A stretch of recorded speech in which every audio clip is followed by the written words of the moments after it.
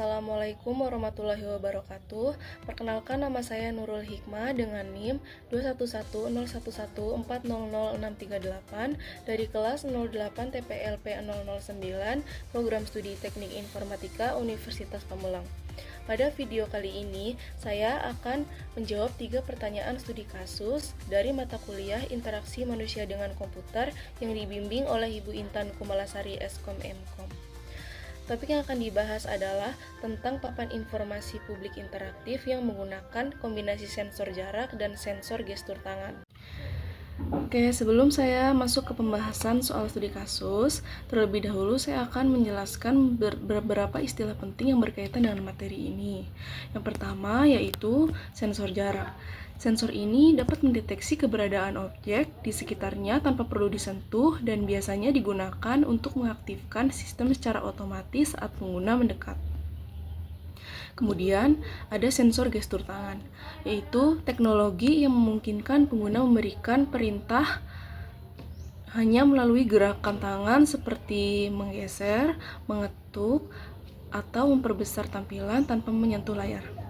Kedua teknologi ini merupakan bagian dari konsep yang disebut Natural User Interface atau NUI, yaitu antarmuka yang memungkinkan pengguna berinteraksi secara alami melalui gestur, suara, maupun sentuhan.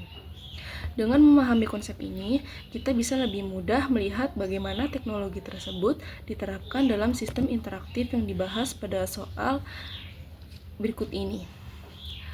Oke, kita langsung aja lanjut ke soal pertama. Di sini saya akan menjawab pertanyaan pertama yang membahas bagaimana kombinasi dua sensor ini bisa meningkatkan pengalaman interaksi pengguna dibandingkan dengan papan tradisional atau layar sentuh biasa. Menurut saya, sistem ini jauh lebih praktis dan aman karena sensor jarak bisa mengaktifkan tampilan secara otomatis saat pengguna mendekat. Kemudian dengan sensor gestur tangan, pengguna bisa langsung menavigasi informasi hanya dengan gerakan tangan saja tanpa menyentuh layar. Ini juga membuat interaksi menjadi lebih higienis, efisien, dan cocok digunakan di tempat umum. Selanjutnya soal kedua. Soal kedua menanyakan bagaimana merancang UI dan UX agar ramah bagi semua jenis wisatawan seperti anak-anak, lansia, atau pengguna yang belum terbiasa dengan gestur. Solusinya yaitu antarmuka harus dibuat sesederhana mungkin. Misalnya gunakan icon besar dan jelas. Tampilkan animasi petunjuk gestur di awal, lalu tambahkan feedback berupa suara atau cahaya saat sistem mengenali gestur, dan sediakan opsi bantuan seperti suara atau tombol cadangan. Dengan menggunakan pendekatan ini, semua pengguna bisa merasa terbantu dan tidak bingung saat berinteraksi.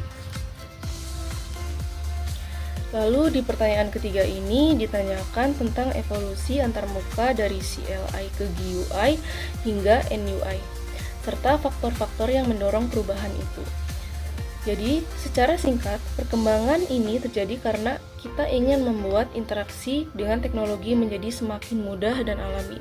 CLI dulu hanya pakai teks, GUI pakai icon dan mouse, sedangkan NUI memungkinkan kita cukup pakai gestur atau suara. Untuk faktor-faktor pendorong utamanya adalah kemajuan teknologi hardware, kebutuhan pengguna akan kenyamanan, dan perkembangan software seperti AI dan sistem pengenalan gestur. Demikian penjelasan dari saya untuk ketiga pertanyaan studi kasus ini. Kurang lebihnya mohon maaf. Terima kasih banyak atas perhatiannya. Wassalamualaikum warahmatullahi wabarakatuh.